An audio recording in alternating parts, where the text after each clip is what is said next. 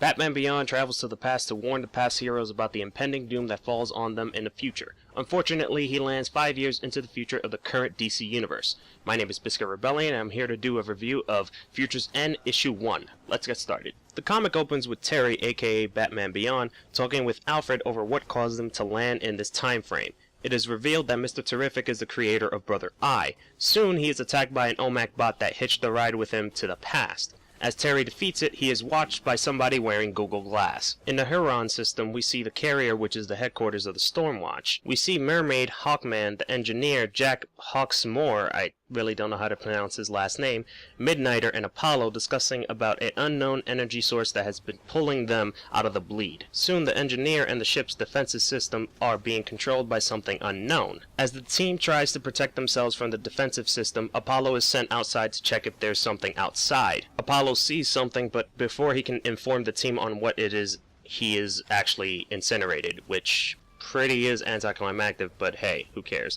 The carrier is then set to self-destruct and blows up. The Stormwatch is shown dead, which I don't believe that they're actually dead, but who knows. In a suburban home, we see a little girl running upstairs while her family is being gunned down. The gunner is revealed to be Grifter, who shoots and kills the girl, then proceeds to leave the house. Meanwhile, back in New York City, we see Rush running around the streets calling Raymond, who is also known as Firestorm, on his phone. He then meets Raymond at his job and tells him that Green Arrow requested Firestorm's assistant over an hour ago, and he's basically late.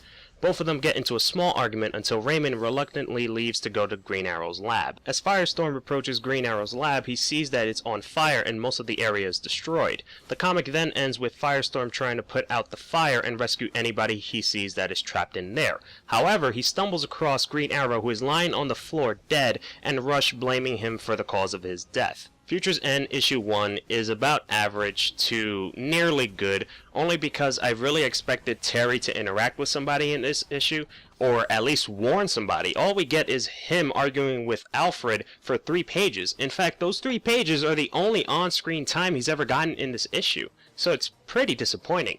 However, I am glad that we get to see more of Grifter and Firestorm, which both I really haven't seen in a fairly long time.